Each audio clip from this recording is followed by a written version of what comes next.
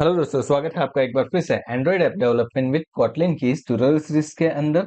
और आज के ट्यूटोरियल में हम देखने वाले हैं कि हमारा एंड्रॉइड ऐप जब हम डेवलप करते हैं एंड्रॉइड स्टूडियो के अंदर, तो वहां पे जो हमें डायरेक्टरी स्ट्रक्चर दिखता है वो डायरेक्टरी स्ट्रक्चर क्या है, कौन सी डायरेक्टरी का क्या वर्क है, कौन सी फाइल का क्या वर्क होता है। ये सारी चीजें हम हमारे आज के सेशन में समझने वाले हैं। तो चलिए, यहाँ पे हमारा जो एंड्रॉइड स्टूडियो है, पहले तो हम आ जाते हैं यहाँ पे हमारे साइड बार के अंदर। तो देखिए, यहाँ पे मुझे कुछ एक फोल्डर दिख रहा है ऐप, एंड देन मुझे दिख रहा है स्क्रिप्ट। अब जब भी आपकी ग्रेडल बिल्ड कंप्लीटली हो जाएगी, परफेक्टली हो जाएगी, जब आप प्रोजेक्ट को क्रिएट करते हो तभी ये चीजें आपको दिखेगी। ओके। एंड यहाँ पे देखिए, यहाँ पे मुझे प्रोजेक्ट भी दिखा रहा है। तो प्रोजेक्ट नॉर्मली क्या करता है, वो फोल्डर वाइज सारी चीजों को मुझे डिवाइड करके दे देता है। देन पैकेजेस अगर मैं सिलेक्ट करता हूँ तो मुझे पैकेज वाइज डिवाइड करके दे देता है। बट हमें यहाँ पे क्या करना है, हमें यहाँ पे एंड्रॉइड रखना है, बिकॉज हम क्या करेंगे, हमारा एंड्रॉइड का पूरा डायरेक्ट स्ट्रक्चर एंड्रॉइड फोल्डर के अंदर समझने की ट्राई करेंगे। तो चलिए, सबसे पहले यहाँ पे है मेरे पास ऐप फोल्डर। अब ऐप फोल्डर के अंदर जो सबसे पहला फोल्डर मुझे दिख रहा है दैट इज मैनिफेस्ट।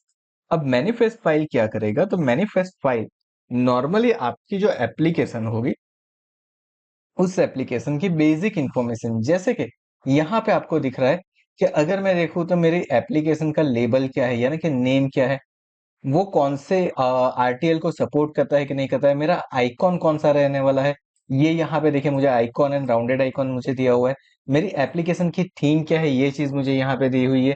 मेरी टारगेटेड एपीआई क्या है, वो भी यहाँ पे दिया हुआ है। एज वेल एज हम जितनी भी एक्टिविटी क्रिएट करेंगे, एक्टिविटी को अभी अगर आपको समझना है तो आप इस तरीके से समझ सकते हो। तो आपकी एप्लीकेशन की जो भी स्क्रीन्स होगी, वो पर्टिकुलर स्क्रीन्स को हम क्या कहते हैं, तो हम उसके कहते हैं एक्टिविटी। ओके। तो यहाँ पे जितनी भी आपकी एक्टिविटी बनेगी, सारी एक्टिविटी यहाँ पे होगी।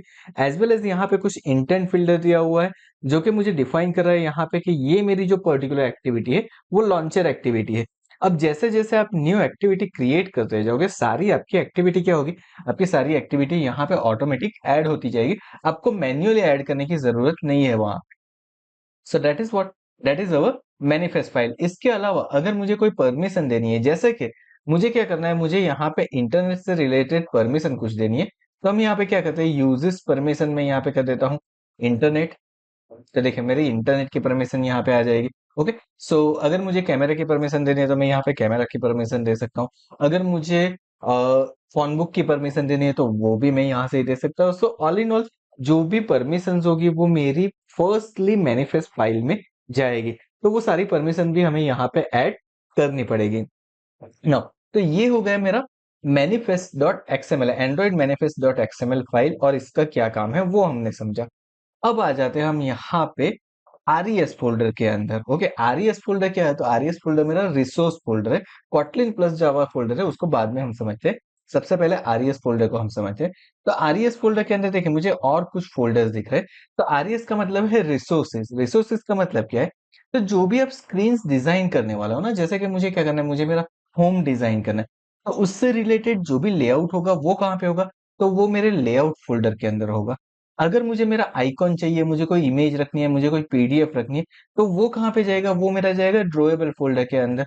ओके। वैसे ये मेरे आइकॉन्स जो है, उसके जो आईसी लॉन्चर जिसको हम बोलते हैं नॉर्मली आइकॉन लॉन्चर, उसके जो मीन मिप मैप क्रिएट होता है, यानी कि मेरी फाइल एक क्रिएट होती है, वो सारी मिप मैप के अंदर आ जाएगी।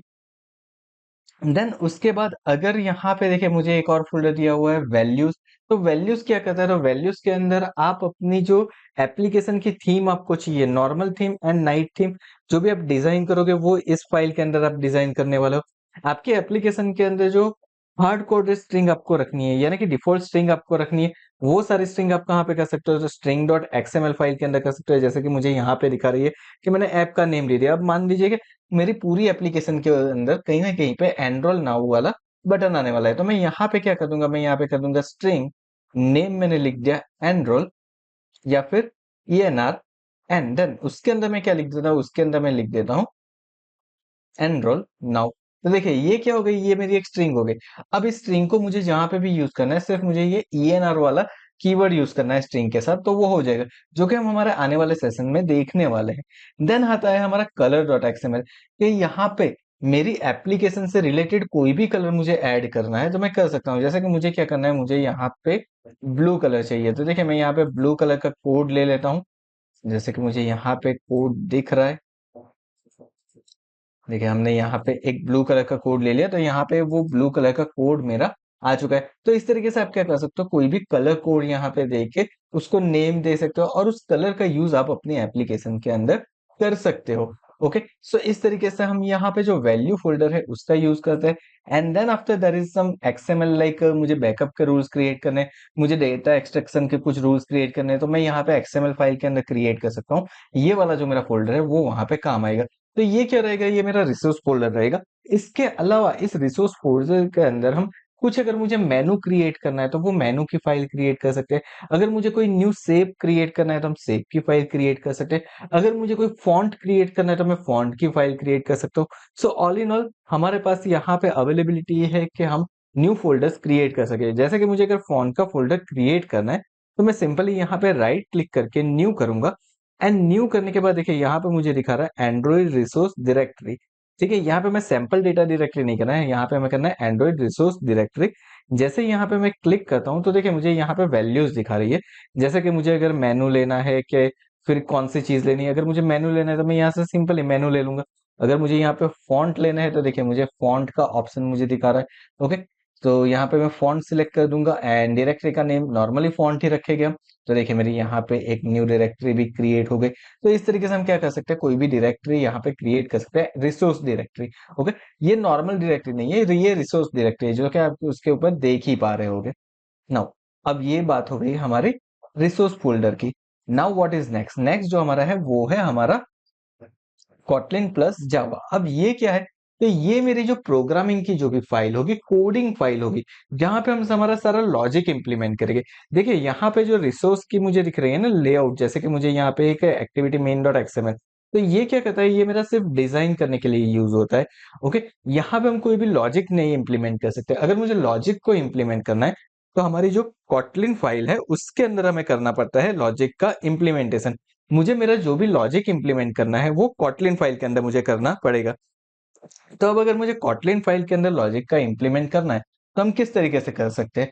तो देखिए यहाँ पे मेरे पास अवेलेबल है कॉटलिन जावा का फोल्डर एंड उसके अंदर मेरा पैकेज का नेम है। अब ये पैकेज का नेम क्या है, तो जब हमने हमारा एप्लीकेशन क्रिएट की थी तब हमने वहां पे एक नेम दिया था पैकेज नेम, वो नेम मुझे यहाँ पे डिस्प्ले हो रहा है।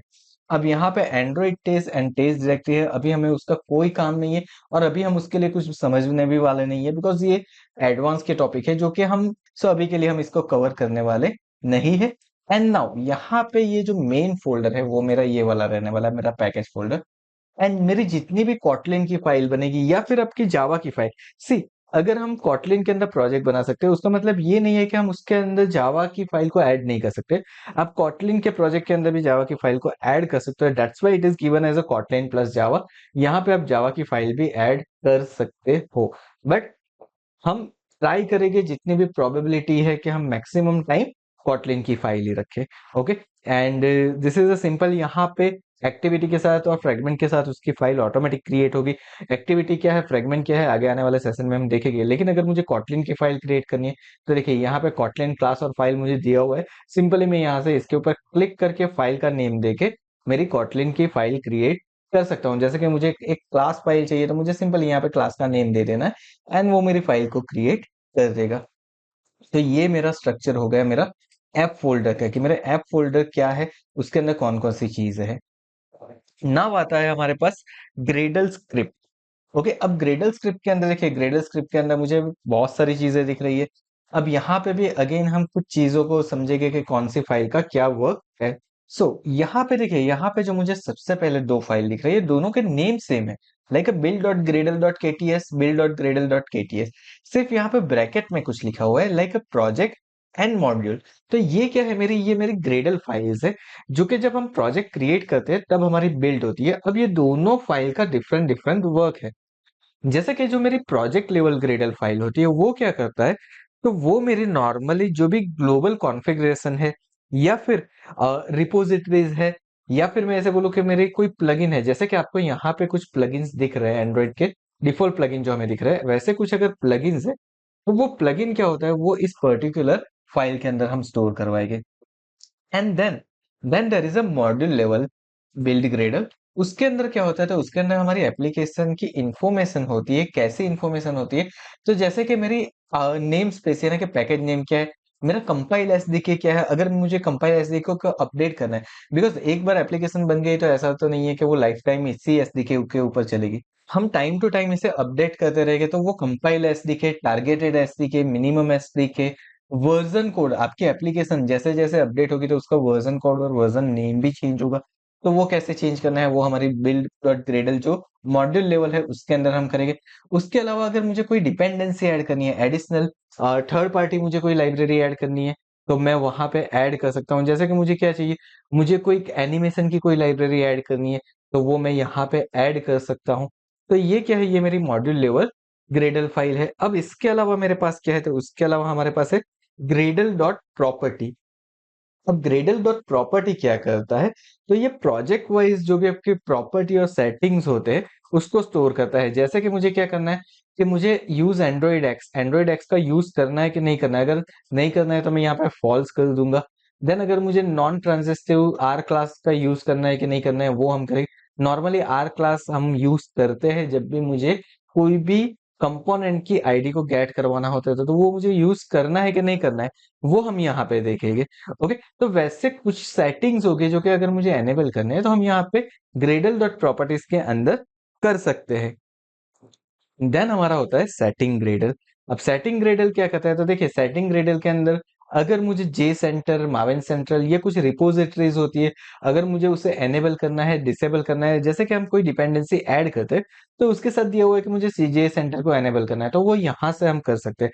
तो सेटिंग डॉट ग्रेडल के भी अपने कुछ वर्क्स है, जो कि जो भी आप डिपेंडेंसी ऐड करते हो उसके साथ आपको मिलते जाएंगे ना। उसके अलावा कुछ प्रोगार्ड रूल्स है, जैसे कि मुझे अगर पेमेंट गेटवे को अटैच करना है, एसएमएस गेटवे को अटैच करना है, तो कुछ रूल्स अगर डिफाइन करना है तो हम यहाँ पे प्रोगार्ड रूल्स के अंदर डिफाइन करेंगे।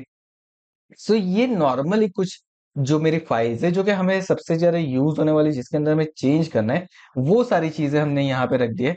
एंड लोकल प्रॉपर्टी के अंदर मेरी एसडी के कहाँ पे स्टोर है उसका यहाँ पे पाथ दिया हुआ होगा। ओके, तो अगर आप एक प्रोजेक्ट को एक पीसी से दूसरे पीसी के ऊपर स्विफ्ट करते हो और वहां पे आपको एसडी के वर्जन नहीं मिल रहा है, एसडी के प्रॉपर लोकेट नहीं हो रहे, तो आप यहाँ से उसकी लोकेशन चेंज करवा सकते हो। तो इस तरीके से ये हमारा कंप्लीट एंड्रॉइड ऐप का डायरेक्ट स्ट्रक्चर, प्रोजेक्ट स्ट्रक्चर आप इसे बोल सकते हो, जो कि हमने यहाँ पे एक्सप्लेन किया हुआ है। नाउ आई होप आपको ये पता चल गया होगा कि एंड्रॉइड ऐप का डायरेक्ट स्ट्रक्चर, प्रोजेक्ट स्ट्रक्चर किस तरीके से वर्क करता है, क्या क्या चीजें उसके अंदर होती है, मेन चीजें क्या क्या होती है। आई नो कुछ चीजें आपके लिए अभी डिफिकल्ट होगी, जैसे कि एक्टिविटी क्या है, लेआउट क्या है, बट जैसे जैसे हमारे ट्यूटोरियल्स आते जाएगा आपके लिए ये सारी चीजें इजी होती जाएगी और आप इसे इजीली समझ पाओगे। सो आज के ट्यूटोरियल में बस इतना ही। मिलते हैं हमारे नेक्स्ट ट्यूटोरियल में, जहां पे हम और कुछ चीजें देखेंगे, कुछ चीजों को समझेंगे, प्रैक्टिकली इंप्लीमेंट करेंगे, प्रोजेक्ट को रन करके देखेंगे। सो तब तक के लिए thank you so much for watching this video. अगर आने वाले वीडियोस की नोटिफिकेशन चाहिए और चैनल को सब्सक्राइब नहीं किया तो पहले चैनल को सब्सक्राइब करके नोटिफिकेशन बेल आइकन को क्लिक कर दो, बिकॉज हम 30 डेज के लिए इस एंड्रॉइड सीरीज के अंदर डिफरेंट डिफरेंट ट्यूटोरियल्स लेके आने वाले, जो कि आपको यूजफुल रहेंगे एंड्रॉइड डेवलपमेंट विद Kotlin के लिए। Thank you so much once again for watching this video. मिलते हैं हमारे नेक्स्ट ट्यूटोरियल के अंदर।